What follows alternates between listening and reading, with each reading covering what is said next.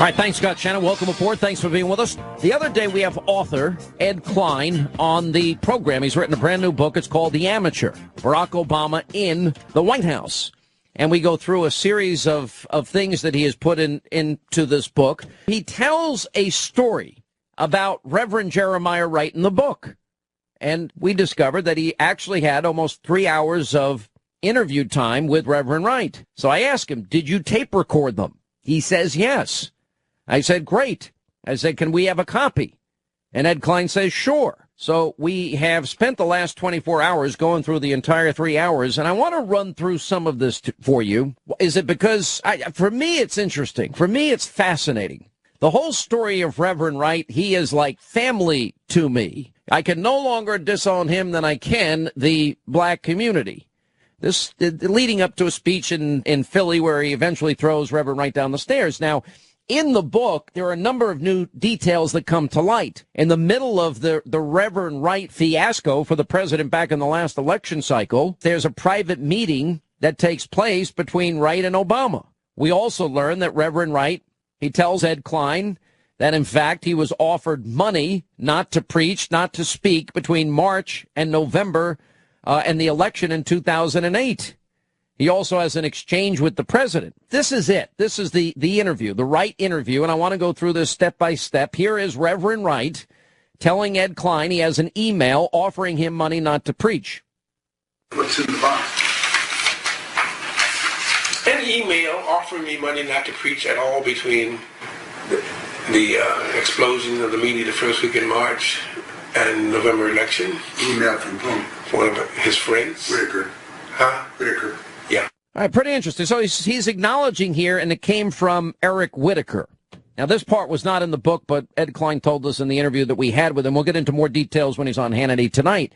One thing that was pretty interesting to me, again, all little nuggets, all little tidbits, all coming from somebody very close to the Obamas that feels betrayed by Obama. And in this case, he says about the Obamas that, hey, church is not their thing, never was their thing.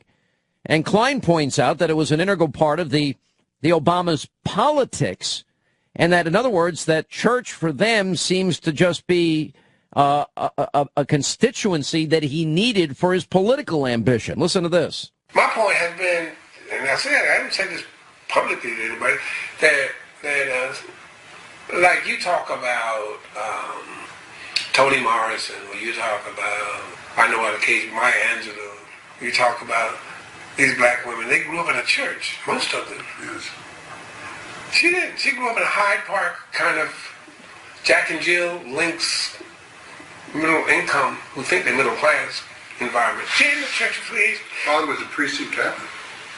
And when she came to the church, both of them came to the church. Their kids weren't raised in the church like you raise other kids in Sunday school and this, you know? No. No. Because that church is not their thing.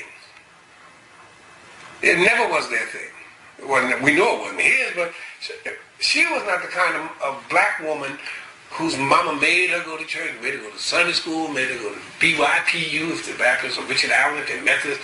She wasn't raised in that kind of environment, so the church was not an integral part of their lives before they got married, after they got married. But the church was an integral part of his politics. Yeah. Yeah. Because he needed that base. Mm-hmm. Correct. All right, so that is them, but he needed it for the base, in other words, for his political ambition. And Wright says, correct. Now, I'm going to skip one here. Obama was in the Senate. I'm going to move on to the next one here. He talks about the GD America sermon, which we have talked about at length. And here is his explanation of this. That was 2001 sermon, but they picked that one little chicken coming home to roost. Right. 2005, I was talking about confusing God and government. That was when Bush was telling us, go out and shop. God bless America. God bless America. Right? And I was talking about how you confuse God and government. Many of us have confused our government, made government God. But governments change. The Hebrew scriptures say, I am the Lord, I change not. God doesn't change. Governments lie. God says, I am not a man that I should lie. God doesn't lie. All right? And I think the last one was three things about government. But instead of God bless America, that's what you want to say. No, look what America has done. Not God bless America.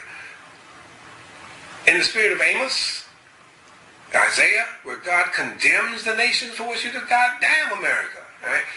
They took that one little clip from a 5-year-old sermon. I wouldn't take it back. I was telling the truth. God does not bless everything we do as human beings. And when we oppress the widows, the Hebrew scriptures say, not Christians, when you oppress the widows and orphans, you have no compassion for the poor, God condemns that. Why you want me to take it back? I wish I'd said more. I so I'd have more not to take back. No, I wouldn't change it because I didn't know it was going to be misused, taken out of context, and used, as you said, like a bludgeon. And I said, I've caricatured myself by saying, they used me as the weapon of mass destruction. They wanted me to destroy the masses' confidence in the president, or the one who was running for president. All right, so he won't take back GD America, and that's his explanation. Take it for what it is worth. And, the question is this the person that Obama knew all these years, in my mind? Now, Wright says back in 2010 at a speaking engagement in Los Angeles that a pastor came up to him and told him that Hillary Clinton's campaign paid him money to tear down Wright. And the pastor said that Hillary paid black preachers to attack him. And to go back to another point that you raised that was also very true, I really had forgotten about it until 2010. I think it was 2010. I was in Los Angeles, and there was a pastors' meeting, an interdenominational pastors' meeting, and they asked me to speak. After the questions and answers and all that, one of the pastors came up to me. He said, "This has nothing to do with your lecture. I just want you to know this. Please don't think it was just Republicans after you." I said, "What?" He said, "I was offered money by the Hillary Clinton campaign to tear you down." Yeah. He said, "But I knew you, so I didn't take the job. But I can tell you the guy here in Los Angeles who took it, she paid black preachers to attack you." All right, so that's that point. Now, Klein asked Wright if he thinks Obama has helped his fellow African Americans and done things about social inequality. Wright says no. Here's what he says. Barack Obama came to Chicago with the idea that he wanted to do something about social inequality, social justice, and helping his African-American brothers. Now, he's been in the office for 3 years now. Has he done that while he's been in office, in your view? In my view, no. I'm smiling because my son, the guy who adopted me, who gave me the nickname Daddy J, Frederick Douglass Haynes, called me last night. And he said, what's the last night? Wednesday, Tuesday, there was a meeting at the White House. Last night was Thursday. So it was Wednesday. There was a meeting Wednesday at the White House of black religious leaders. Oh, really? Yeah. I didn't know that. And really what it was, he said it was called a conference. And he went to the conference. He said there wasn't no conferring. They told us, here are all the wonderful things Barack has done for the black community. We need you now to get out there and mobilize your troops and get them reelected. Right. So whatever it is that the campaign, the new campaign, is saying that he has done to the black community is on that agenda that was handed to them Wednesday at the White House. That's pretty damning, and as the issue has now come into the fore in terms of many black ministers are saying, hey, we don't agree with the president's position on gay marriage.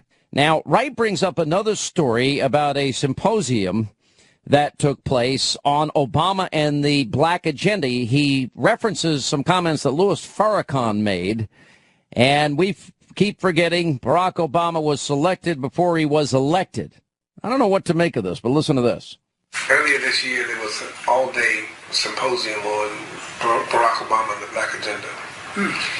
And you can Google that, get it off YouTube.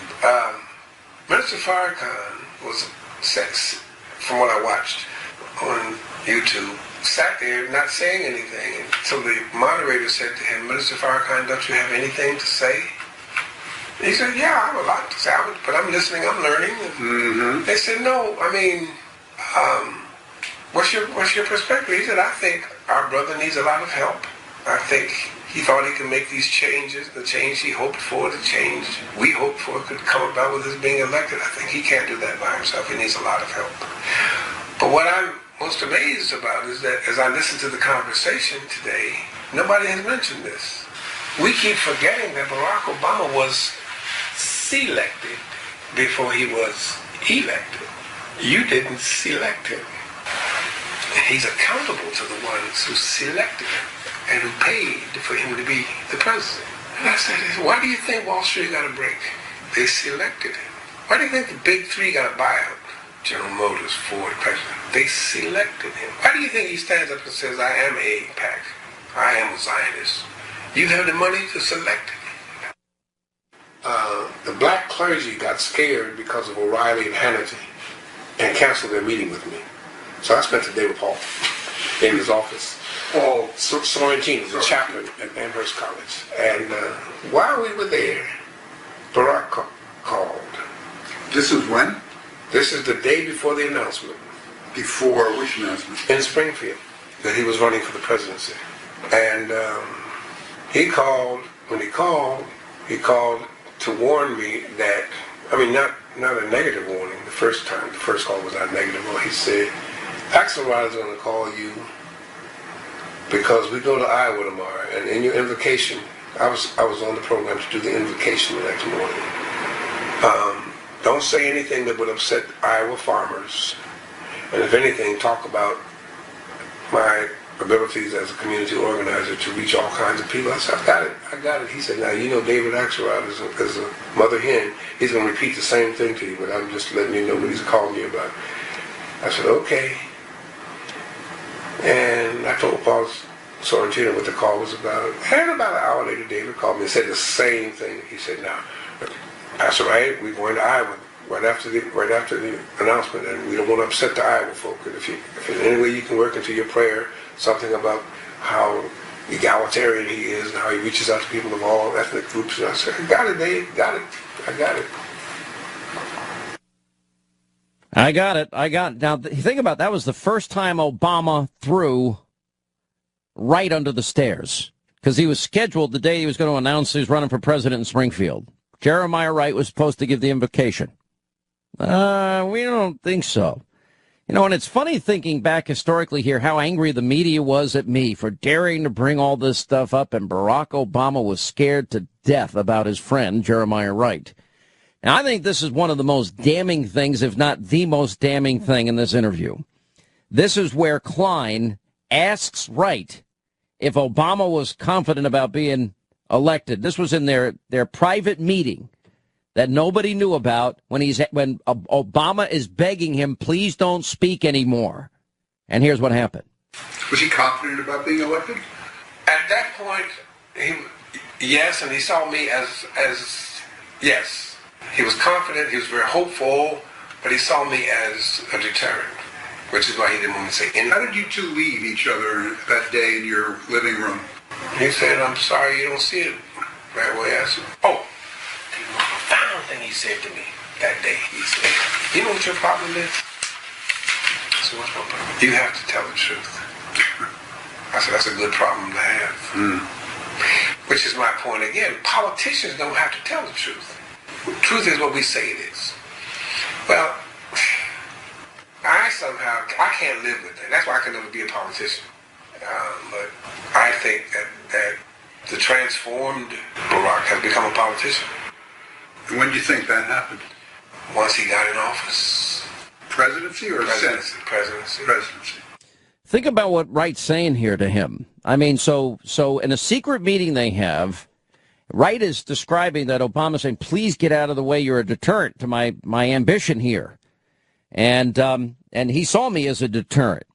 And then Obama tells him, you know what your problem is? You have to tell the truth. Wright says, well, that's a good problem to have. Basically, Wright is saying about his friend that he would say anything to get elected. And they tried to hide it. The only people who don't want to disclose the truth are people with something to hide.